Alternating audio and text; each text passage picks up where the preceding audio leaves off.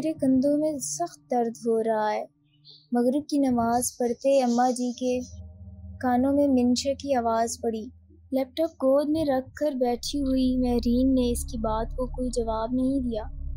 ماما، اس نے دوبارہ پکارا، ادھر آ جاؤ بیٹا، میں دبا دیتی ہوں۔ سلام پھیر کر امی جی نے اسے پکارا۔ مہرین کو جیسے کرنٹ لگا، اٹھو اور جا کر کوئی پین کلر لے لو۔ منشا کو اس طرح پڑے دیکھ کر وہ دوبارہ گویا ہوئی۔ چلو اٹھو فوراً۔ اماں جی نے دعا کے لیے ہاتھ اٹھا دیے۔ یہ کوئی نئی بات نہیں تھی۔ اماں جی بھی منشا کو پکارتی یا منشا ان سے کوئی لاڈ کرتی، مہرین کے تو جیسے تن بدن میں آگ لگ جاتی۔ کلیم تک تو وہ مجبور تھی۔ ان کو اماں جی کے پاس بیٹھے دیکھ کر شدید کوسنے کے باوجود کچھ کر نہیں سکتی تھی، کیونکہ اس کے تقریباً سر پر بٹھانے کے باوجود کلیم اس معاملے میں اس کی ایک نہیں سنتا تھا، ورنہ اپنے پرانے گھر کے سامان کی طرح مہرین اماں جی کو کب کا کہیں پھینکوا چکی ہوتی، شاید اپنی شادی کے پہلے سال ہی۔ وہ ایسی ہی تھی، شدید بدلحاظ، بد زبان، بدتمیز عورت۔ شاید بد کا لفظ بنا ہی اسی جیسی عورت کے لیے تھا۔ صرف بدصورت وہ ہرگز نہیں تھی، کسی بلا کی طرح وہ بلا کی خوبصورتی واقع ہوتی تھی۔ اس کی اسی خوبی پر کلیم 20 سال پہلے مر مٹا تھا اور اس سے شادی کر کے دم لیا تھا، اور اس شادی میں کوئی رکاوٹ بھی نہیں تھی۔ کلیم کا آگے پیچھے کوئی نہیں تھا، لے دے کر بس ایک اماں جی جو کلیم کی سگی خالہ تھی۔ اماں جی کا کسی وجہ سے گھر آباد نہ رہ سکا اور وہ اپنی شادی کے چند سال بعد ہی اپنی بہن یعنی کلیم کی والدہ کے پاس آ گئیں۔ ان کے والدین حیات نہیں تھے۔ کلیم ان کی اکلوتی اولاد تھی۔ مختصر ترین خاندان ہونے کے باوجود کلیم کے والد کو بھی ان کے وہاں رہنے پر ہرگز اعتراض نہ تھا۔ اگر اعتراض کرتے تو اماں جی کا اور کون سا ٹھکانہ تھا؟ ویسے بھی ان وقتوں کے لوگ بڑے دل کے مالک ہوتے تھے، دور کے رشتوں کو بھی تا زندگی نبھاتے تھے۔ کلیم اپنی اکلوتی خالہ سے بہت زیادہ مانوس ہو گیا تھا۔ ایک ایک کر کے اس کی امی ابا دنیا سے چلے گئے تو خالہ نے اسے ماں کی طرح سنبھال لیا۔ وہ بھی ان کو اپنی ماں ہی کہتا اور ماں کی طرح ہی ان کی عزت کرتا۔ گھر اپنا تھا اور کچھ جمع بھی کیا ہوا تھا۔ کلیم کی سگی والدہ اور اماں بھی کی زیورات بھی تھے، جو کچھ کلیم کی تعلیم پر کام آئے اور پھر اس کی شادی پر۔ مہرین بہو بن کر گھر آئی، سارے گھر پر اس کا بلا شرکت قبضہ ہو گیا۔ بے آسرا عورت تک برداشت نہ ہو سکی، اس نے پہلے دن سے اماں جی سے ویر پال لیا۔ اماں جی نے بہت کوشش کی کہ مہرین یہ دیوار گرا دے اور ان کے ساتھ ساس بہو والا نہ صحیح ایک پڑوسی کا رشتہ ہی نبھا لے، مگر نہیں، مہرین کو تو ان سے جیسے چڑ تھی۔ وہ تو کلیم اماں جی سے بہت مانوس تھا اور صرف وہ ایک ہی معاملہ تھا جس میں اس نے مہرین کی کبھی نہ چلنے دی تھی، ورنہ تو وہ کب کی ان کو ایدھی سینٹر یا اولڈ ہوم بھیج چکی ہوتی۔ کلیم اپنے والدین کا اکلوتا تھا۔ اتفاق سے اس کی بھی صرف ایک ہی اولاد ہو سکی، منشا۔ منشا اپنے ماں باپ اور دادی تینوں کی آنکھ کا تارا تھی، تینوں جیسے اسے دیکھ کر جیتے، مگر مہرین کو ہرگز گوارا نہ تھا کہ خالہ بھی اس کو ہاتھ تک لگائے۔ وہ تو اپنے گھر کے برتن تک ان کو نہ چھونے دیتی تھی، کہاں اس کی لاڈلی اکلوتی بیٹی۔ مگر بچہ تو بچہ ہوتا ہے۔ منشا قدرتی طور پر دادی سے مانوس تھی، وہ بھی اپنے باپ کی طرح ان کو اماں جی پکارتی اور اکثر ان سے باتیں کرتی، جس پر مہرین سلگ کر رہ جاتی اور بہانے سے منشا کو وہاں سے اٹھا دیتی۔ یہاں اماں جی بھی دل سے مجبور تھیں۔ مہرین نے سالوں سے انہیں ان کے کمرے تک محدود کر دیا تھا، آنا جانا کہیں تھا نہیں۔ ایسے میں معصوم منشا سے پیاری پیاری باتیں سننا اچھا لگتا۔ ایسے ہی مہرین کے لیے جنت جیسا اور اماں جی کے لیے سخت وقت گزرتا چلا گیا اور منشا بڑی ہو گئی۔ کلیم کے دل میں مہرین کی محبت ویسی ہی تھی یا نہیں یہ تو معلوم نہیں، مگر وہ اب بہت خاموش رہنے لگا تھا۔ بس صبح سے رات کام، ماں باپ کی دنیا سے گزرنے کے بعد کلیم نے جیسے تیسے واجبی تعلیم مکمل کی۔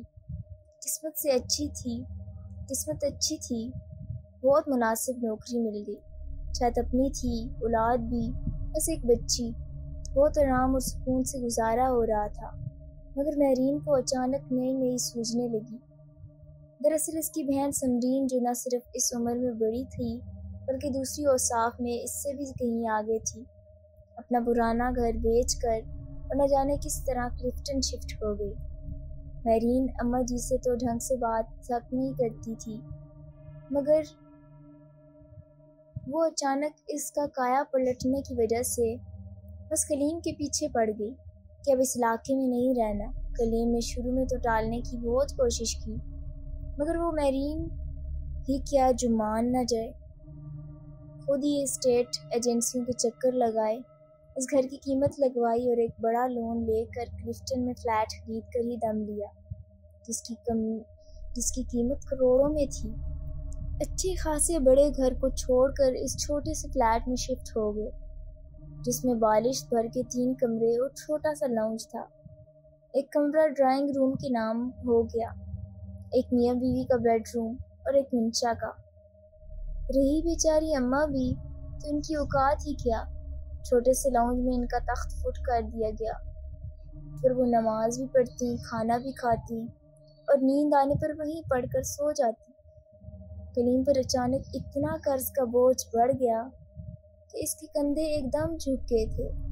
اتنا مہنگا فلیٹ، پھر اس میں نیا فرنیچر ڈالا گیا اور اب اس پر بس نہیں، مہرین کے تو جیسے پر نکل گئے تھے۔ یہاں آتے ہی اس نے آس پاس کی کئی امیر، ماڈرن، انتہائی فیشنیبل عورتوں سے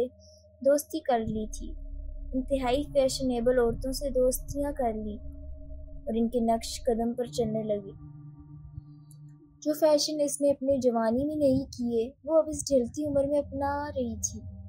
تو پھر منشا تو ابھی بالکل نوجوان تھی، 18 سال کی تھی، بہت حسین، گوری چٹی، لمبے بالوں والی۔ منشا پر جو نظر ڈالتا ہٹانا بھول جاتا۔ دانا جینز شرٹ میں باہر نکلنے لگی تھی۔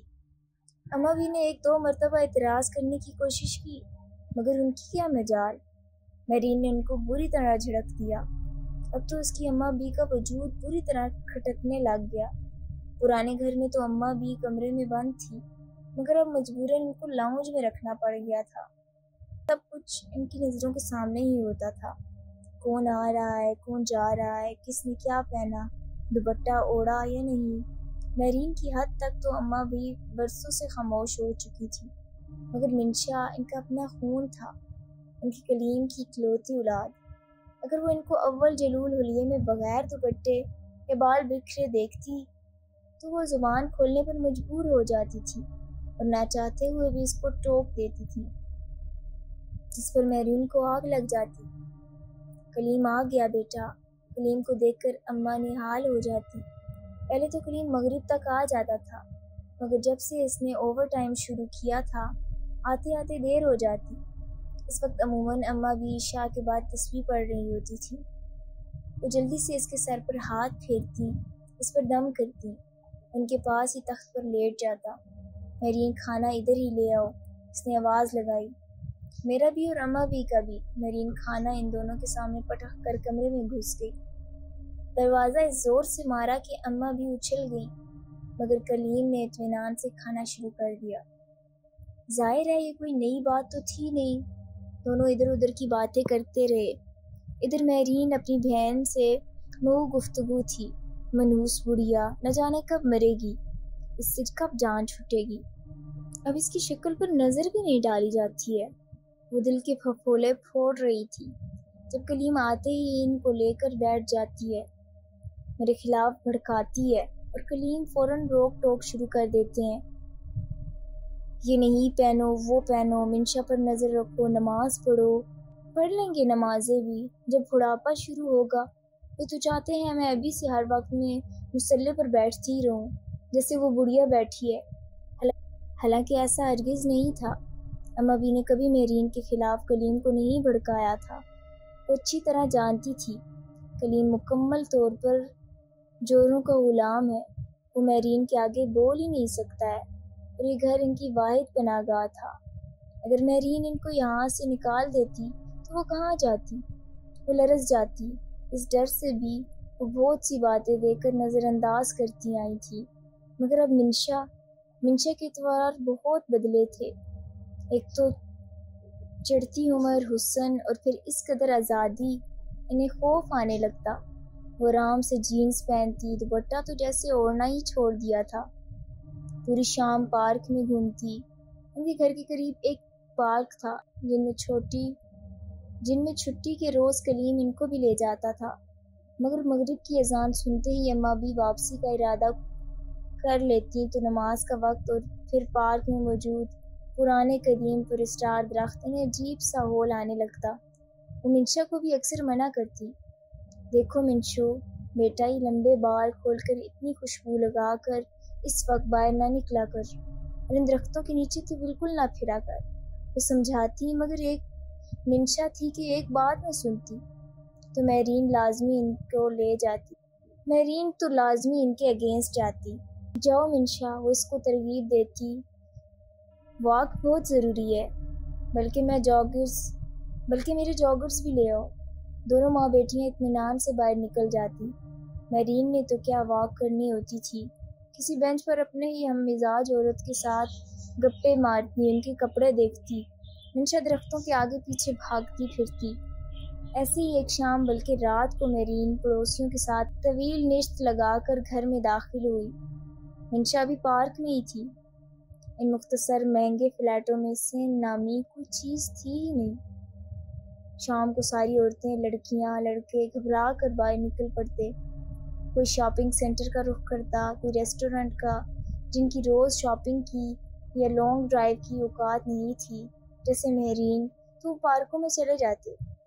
اماں بھی اور کلیم تخت پر بیٹھے باتیں کر رہے تھے۔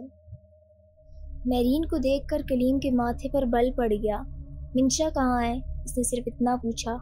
آتی ہوگی، اتنا کہہ کر میرین اماں بھی کو گھورتی ہوئی پیر پٹکتی کمرے میں گھس گئی۔ اس کو 100% یقین تھا کہ اماں بھی نے کلیم کے کان بھرے ہیں، مگر اماں بھی نے تو ایک لفظ بھی نہیں کہا تھا۔ کلیم خود میرین اور منشا کے بدلے اتوار اور لباس دیکھ رہا تھا۔ اس کو میرین نے قرضے اور فائلوں کے بوجھ تلے ایسا دبایا تھا کہ وہ سر بھی نہیں اٹھا پاتا تھا۔ میرین کو تو اس نے سالوں سے اسی حال پر چھوڑ دیا تھا، مگر منشا کی پرورش کبھی کبھی اس کو زبان کھولنے پر مجبور کر دیتی۔ وہ مڈل کلاس بلکہ لوور مڈل کلاس لوگ تھے۔ میرین کی مثال اس کوے کی طرح ہو گئی تھی جو ہنس کی نقل میں اپنی چال بھی بھول گیا تھا۔ منشا کے حسن کی وجہ سے آس پاس کی لڑکیوں سے اس کی دوستی تو ہو گئی تھی، مگر ان جیسا لباس اور کلاس فیلو سے آزادانہ میل جول کلیم کو بالکل ہضم نہیں ہو رہا تھا۔ مگر میرین بہت خوش تھی۔ اس کا چھوٹا تنگ ذہن بےہودہ آزادی کو ماڈرن سمجھ رہا تھا۔ زندگی نے تو چند چیزیں اس کو نہیں دی تھی، ان میں ایک آزادانہ بے حجاب روش تھی، جو اب اس کو میسر آئی تو اس سے اپنا وجود سنبھالا نہیں جا رہا تھا۔ ایسا نہیں تھا کہ آس پاس ساری خواتین اسی طرح کی تھی، بلکہ زیادہ خواتین امیر اور دولت مند تو بے شک ہوں گی، مگر عام گھریلو خواتین اور لڑکیاں تھیں۔ صرف چند ایک شو باز کھلی ڈلی عورتیں ضرور پائی جاتی، اور میرین نے چن کر ان سے ہی دوستی کی تھی اور ان کی طرح بننے اور دکھنے کی کوشش کر رہی تھی۔ پتہ نہیں اس کو کون سی خواہش تشنا رہ گئی تھی۔ اماں بھی سوچتی اس وقت منشا گھر میں داخل ہوئی۔ کلیم نے نظر وال کلاک پر دوڑائی۔ 11:30۔ منشا بیٹا کہاں تھی آپ اتنی دیر تک؟ اماں بھی کے منہ سے بے ساختہ نکل گیا۔ فرینڈس کے ساتھ تھی، اس نے بے نیازی سے جواب دیا اور کمرے کی طرف بڑھ گئی۔ کلیم شعلہ بار نظروں سے اس کو گھور رہا تھا۔ جینز پر چھوٹی سی ٹی شرٹ، لمبے بال بکھرے ہوئے، پانچے اوپر کی طرف چڑھائے۔ اس کے کیچڑ لگے پانچوں سے اندازہ ہو رہا تھا کہ وہ ساحل پر گئی تھی۔ اماں بھی دہل کر رہ گئیں۔ اس وقت سمندر پر جوان بچی، اس رات شادی کے 20 سال کے عرصے پہلی مرتبہ کلیم نے میرین کو بہت سنائی۔ اس کو منشا کے یہ طور طریقے بالکل برداشت نہیں ہو رہے تھے۔ اس کا کہنا تھا کہ وہ بگڑ رہی ہے۔ میرین کون سا خاموش رہنے والی تھی۔ اس نے 2 ٹوک جواب دیا، صحیح مقابلہ کیا، کلیم کو تنگ ذہن دنیا سے پیچھے رہ جانے والا انسان ٹھہرایا۔ اس کا کہنا تھا کہ 20 سال اس نے گھٹ کر زندگی گزاری ہے، اور اب اگر اس کو من پسند وقت نصیب ہوا ہے تو وہ بھی کلیم سے برداشت نہیں ہو رہا۔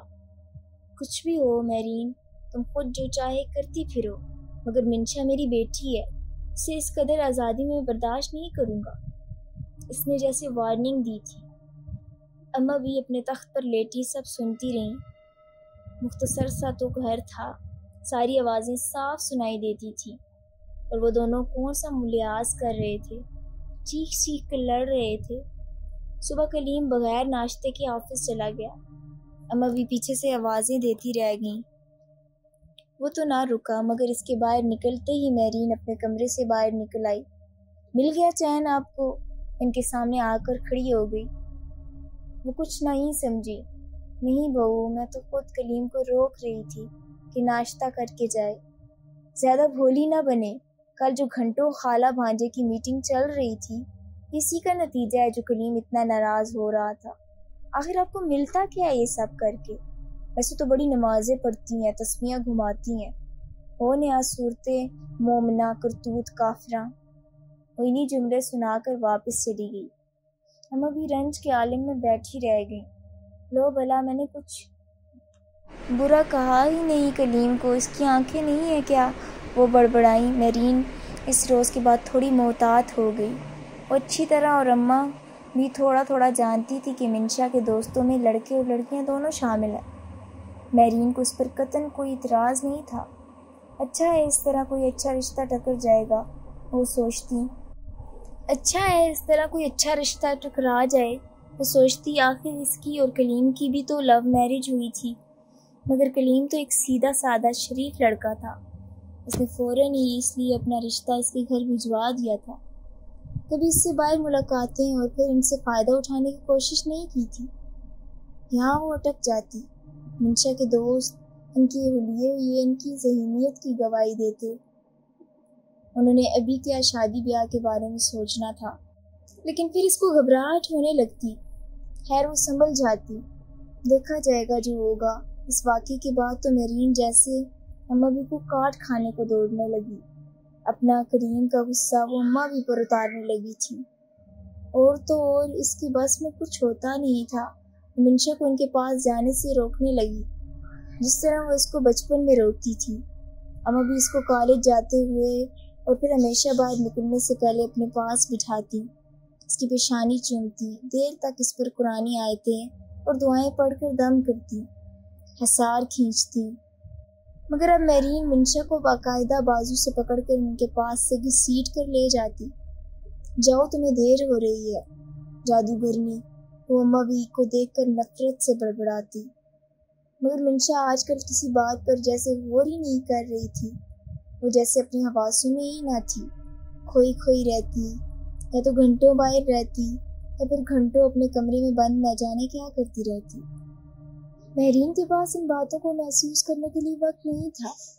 اس کی پڑوسی میں ایک ماڈل آ کر آباد ہوئی تھی۔ وہ چند ایک کمرشلز میں کام کر چکی تھی اور بالکل اکیلی اپنے فلیٹ میں رہ رہی تھی۔ میرین نے اس سے آخرکار ہیلو ہائی کر ہی لی، اور اس کے پیر زمین پر نہیں ٹک رہے تھے۔ وہ کلیم سے لڑائی اور اس کی وارننگ بالکل فراموش کر چکی تھی۔ آج کل اس کا زیادہ تر وقت اس ماڈل کے ساتھ یا اس کی اپنی سہیلیوں سے باتیں کرتے ہوئے گزر رہا تھا۔ اس رات بھی منشا بہت دیر سے گھر آئی۔ اماں بھی نے اس کا بغور جائزہ لیا۔ لال سرخ گال، ہونٹوں پر بے وجہ مسکان، آنکھوں میں خمار کی کیفیت۔ منشا، انہوں نے اسے پکارا۔ جی، اس نے چونک کر انہیں دیکھا۔ جی اماں۔ بیٹا، کبھی دادی کے پاس بھی بیٹھ جایا کرو۔ خلاف توقع ان کے پاس بیٹھ گئی، بلکہ ان کی گود میں سر رکھ کر لیٹ گئی۔ وہ پیار سے اس کے بالوں میں ہاتھ پھیرنے لگی، مگر ان کی نظر منشا کے ہاتھوں پر پڑی۔ گورے گورے ہاتھوں پر سرخ رنگ کے نشان تھے، جیسے کسی نے بہت زور سے پکڑا ہو۔ وہ چونک گئی۔ انہوں نے منشا کے بال ہٹائے۔ اوہ، اس کی سفید گردن پر پیچھے کی جانب سے یہ کیسے نشان ہے؟ منشا، انہوں نے آواز دی۔ تیری گردن پر کیا ہوا ہے بیٹا؟ پتہ نہیں اماں، مجھے بہت پین ہو رہا ہے۔ یہاں اس نے اپنی گردن پر چھوا۔ کندھے میں بہت زیادہ وہ سوچ میں پڑ گئی۔ دوسرے دن میں نے بہت ہمت کر کے میرین سے بات کی۔ بہو ذرا سنو تو۔ میرین نے آنکھ اٹھا کر انہیں دیکھا تو ضرور مگر جواب نہ دیا، مگر انہوں نے ہمت نہ ہاری۔ بہو مجھے منشا کے بارے میں تم سے بات کرنی ہے۔ کون سی بات؟ بہو مجھے وہ ٹھیک نہیں لگتی، تم ذرا پتہ تو کرو، کہیں کچھ غلط خدا نخواستہ اس کے ساتھ۔ اس کی گردن پر عجیب نشان۔ میرین آپے سے باہر ہو گئی۔ آپ کو کہنے کا کیا مطلب ہے؟ آپ چاہتی کیا ہیں؟ معصوم بچی پر کون سا الزام لگا رہی ہیں آپ؟ اماں بوکھلا گئی۔ تم غلط سمجھ رہی ہو بہو، منشو میں خود میری جان ہے، میں کیوں اس پر الزام لگاؤں گی؟ کل میں نے خود اس کی گردن پر ہاتھوں پر کیا ہر بات کہی کہ مطلب ہوتا ہے۔ میرین نے ان کی بات کاٹ دی۔ اور اسی لیے تو میں اپنی بچی کو اپنے پاس رکھتی ہوں اور آپ کے پاس نہیں بیٹھنے دیتی، اور آپ نے ہی کریم کے کان بھرے ہوں گے۔ اب تو مجھے یقین ہو گیا ہے۔ وہ بکتی چلی گئی۔ اماں بھی کی آنکھوں سے آنسو گرنے لگے۔ میرین نے ویسے تو بک بک کر اپنی فرسٹ منشا کے بدلے اتوار وہ بھی محسوس کر رہی تھی۔ اس کا کھویا کھویا رہنا، گم سم نہ جانے کیا سوچنا، آپ ہی آپ مسکرانا، کہیں منشا کسی کو پسند تو نہیں کرنے لگی۔ اس کو خیال آیا پسند تک تو ٹھیک ہے، مگر اس سے آگے اس کا دل بیٹھنے لگا۔ منشا بہت کم عمر نادان ہے، اس کو بھلے برے کی پہچان کیا ہے؟ اور میرین کون سا کبھی ماں بن کر اس کو کچھ سمجھا سکی؟ وہ تو خود اس سے بڑھ کر چھیل چھبیلی بنی ہوئی تھی۔ اگر کچھ ہوا تو کلیم تو میرا گلا دبا دیں گے۔ زیادہ بڑا خوف تو اس کے لیے یہ تھا۔ کرتی ہوں کچھ، اس نے سوچا، مگر کیا کروں؟ اس کے پاس خود کوئی جواب نہیں تھا۔ منشا چند دن بعد اس نے منشا سے بات کی۔ اس نے اپنی خوبصورت آنکھیں اٹھا کر ماں کو دیکھا۔ نہ جانے کیا تھا ان آنکھوں میں۔ میرین گھبرا گئی۔ کیا بات ہے بیٹا، تم بہت چپ رہنے لگی ہو، میں بات کروں تو جواب تک نہیں دیتی ہو۔ میرین کو بہت دن بعد محسوس ہوا تھا۔ منشا نے جواب اب بھی نہیں دیا۔ اسے خوبصورت مسکراہٹ اس کے ہونٹوں پر دوڑ گئی۔ دیکھو بیٹا، اگر کوئی بات ہے، میرا مطلب ہے کوئی پسند وغیرہ کا سلسلہ ہے، تم مجھے بتاؤ، میں تمہاری ماں ہوں، تمہارا ساتھ دوں گی، مگر بیٹا ایسے شاموں میں غائب رہنا اچھی بات نہیں۔ ہمارے ابو بہت ناراض ہوں گے اگر ان کو پتہ چلا تو۔ مگر منشا تو جیسے کچھ سن ہی نہیں رہی تھی۔ اس نے ہونٹوں پر دل فریب مسکراہٹ بکھرائی ہوئی تھی، اور وہ نہ جانے کیا سوچ رہی تھی۔ میرین کچھ دیر اس کے جواب کا انتظار کرتی رہی، پھر گہری سانس لے کر اس کے پاس سے اٹھ گئی۔ مگر ایک رات میرین کی آنکھ کھل گئی۔ اس کو کئی راتوں سے عجیب بے چینی سی محسوس ہو رہی تھی۔ ایک شدید غیر معمولی پن اس کو گھبرائے دے رہا تھا۔ کلیم اپنے بستر پر بے خبر سو رہا تھا۔ وہ آہستہ سے باہر نکل آئی۔ اف اماں بھی لاؤنج میں اپنے تخت پر سو رہی تھی۔ اس کے منہ میں جیسے کڑواہٹ گھل گئی۔ اس نے فریج سے باہر پانی نکالا، مگر بے چینی کا احساس کم نہ ہوا۔ پتہ نہیں کیوں اس کو لگنے لگا تھا کہ کچھ ہونے والا ہے، کچھ بہت غلط۔ میرین کا جیسے دم گھٹنے لگا۔ چلو کچھ دیر ٹیرس پر بیٹھتی ہوں، اس نے سوچا، مگر اس کے کانوں سے منشا کی آواز ٹکرائی، مدھم سرگوشی کرتی، آہستہ آہستہ ہنسی۔ اس وقت میرین کی نظر دیوار پر پڑی۔ 3:30۔ یہ کس سے باتیں کر رہی ہے اس وقت؟ گھر والوں سے تو منشا نے بات کرنا جیسے چھوڑ ہی دی تھی۔ مگر میرین کو یاد آیا منشا کا فون تو خراب ہے۔ کئی دن پہلے منشا کا فون گر کر ٹوٹ گیا تھا اور ابھی ٹھیک ہو کر نہیں آیا تھا۔ لینڈ لائن ان کے بیڈ روم میں تھا، تو کیا منشا نے اپنے کمرے میں کسی کو؟ اس سے آگے وہ سوچ بھی نہ سکی۔ لاکھ ہزار خیال ہونے کے باوجود اس حد تک وہ کبھی اجازت نہ دیتی۔ اس نے آہستہ سے منشا کے کمرے کا دروازہ کو دھکیلا۔ خلاف توقع وہ لاک نہیں تھا۔ کمرے میں گھستے ہی ایک تیز خوشبو نے اس کا استقبال کیا۔ اوہ، شدید ناپسندیدگی اس کے بدن میں پھیل گئی۔ کیا ماحول بنا رکھا ہے؟ نیم اندھیرا، تیز خوشبو، مگر کمرے میں تو کوئی نہیں تھا۔ میرین نے چاروں طرف نظر دوڑائی۔ صرف منشا ڈریسنگ ٹیبل کے سامنے بیٹھی اپنے بالوں میں برش کر رہی تھی۔ اور مسکرا رہی تھی اور باتیں کر رہی تھی خود سے۔ اس کو پتہ تک نہیں چلا کہ میرین کمرے میں آ چکی ہے۔ وہ تو بدستور شرمانے اور بالوں میں برش پھیرنے میں مشغول تھی۔ تو کیا میرین کا دل گہرائی میں ڈوب گیا۔